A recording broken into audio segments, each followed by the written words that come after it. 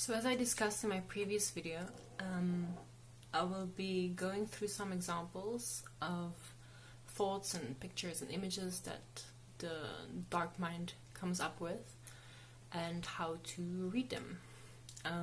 For this video, I'm going to use the example of a thought. It goes as following.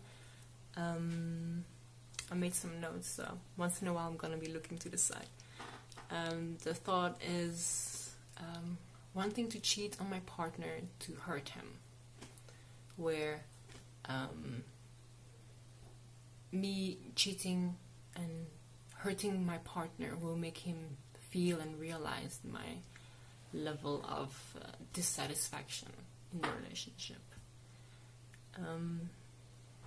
Now, in my previous video, if you have watched it, if you haven't watched it, some context, I explained how I work with anything that comes up in my mind as being part of a dream, where in dreams, every little thing of the dream is a particular symbol. It contains deeper information that you read behind what is shown. And it's for you to see what's behind the symbolism, to get that deeper message, to align something within yourself.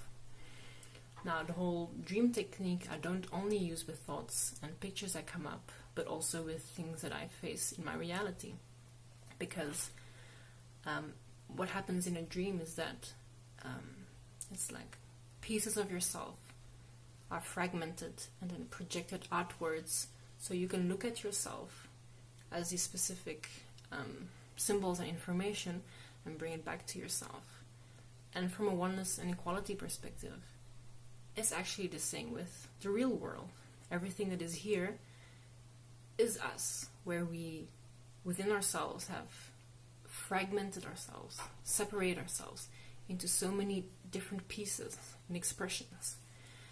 And it's up to us to take every single piece, see what it stands for, and bring it back to ourselves. Amalgamate with everything, become one whole again. So, just check.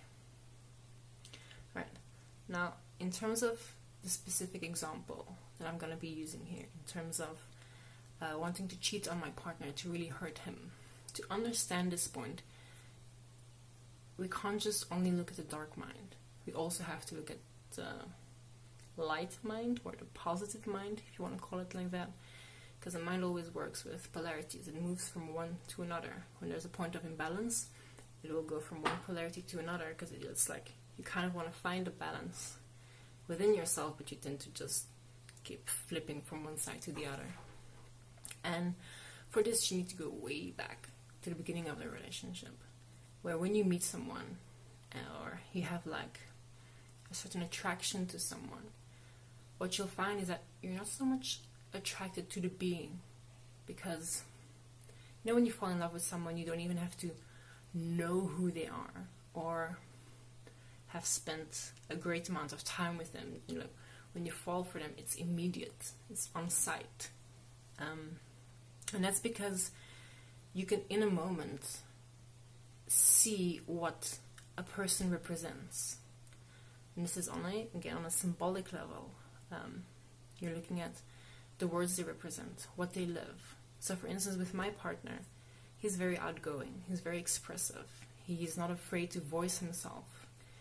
Like, he has to try really hard to not be himself. He's just himself. Whereas me, I'm a lot more shy, more reserved, held back. So kind of like the opposite. So what I was attracted to when I met him was all those points that I'm not yet living for myself. Things that I would actually like to live, but haven't yet learned to live.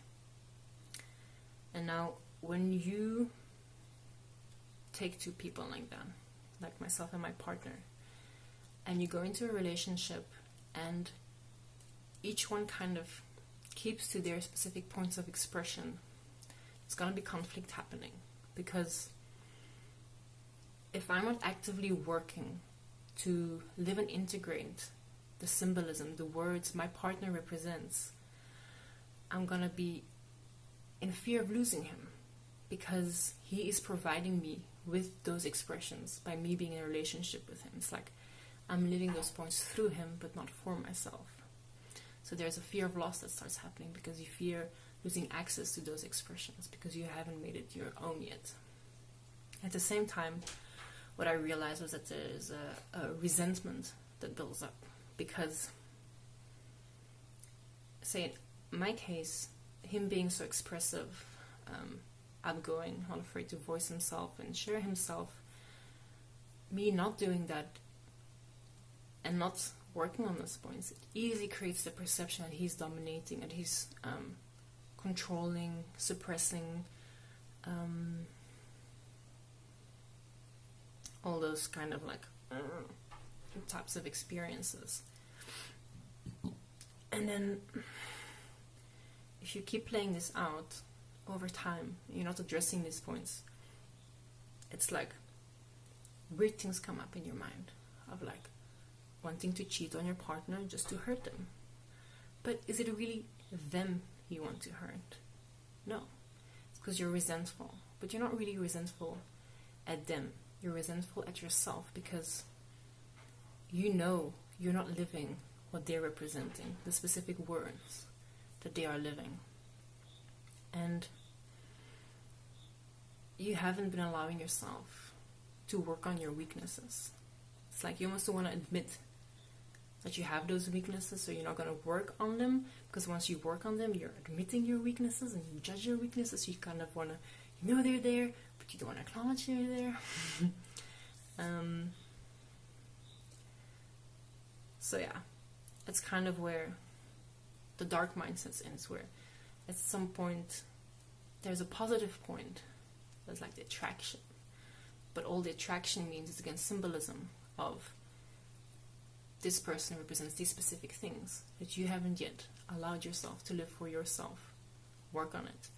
Doesn't mean don't go into a relationship. You can go in a relationship with someone and then decide to work on those points where you transform your weaknesses into strengths according to their strengths, and your partner turns his weaknesses into strengths according to your strengths. You know, it can be like mutually supportive instead of a codependent relationship where you're forever dependent on someone else. You have access to specific expressions or living of words. And it's interesting because it's all about the small moments. It's the small moments where I don't speak up, where I don't voice myself, where I don't share where I stand. It's in the small moments that kind of have a snowball effect and become so big, create big thoughts, like, oh my god, I want to cheat on my partner to hurt him. Which is not the point. Which is again why you have to reverse everything, see where it came from.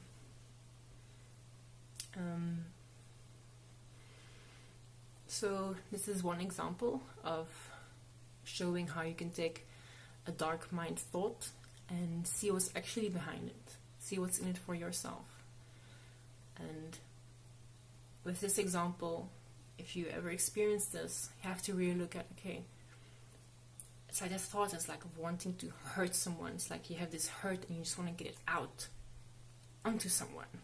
So you can have a look at, okay, how did I create this hurt? Where am I participating in things that is actually hurting me? What can I do to make a difference? Because it's so easy to blame other people and to point fingers. And it really takes a point of humbleness and humility to take a moment to stop, wait, take a step back and look at, okay, where did I contribute? And only once you can be certain that you have done everything you can you only really look at a decision of, say, ending the relationship. Obviously, cheating would then not be really an option because it's just pure spitefulness. Okay, thank you for watching.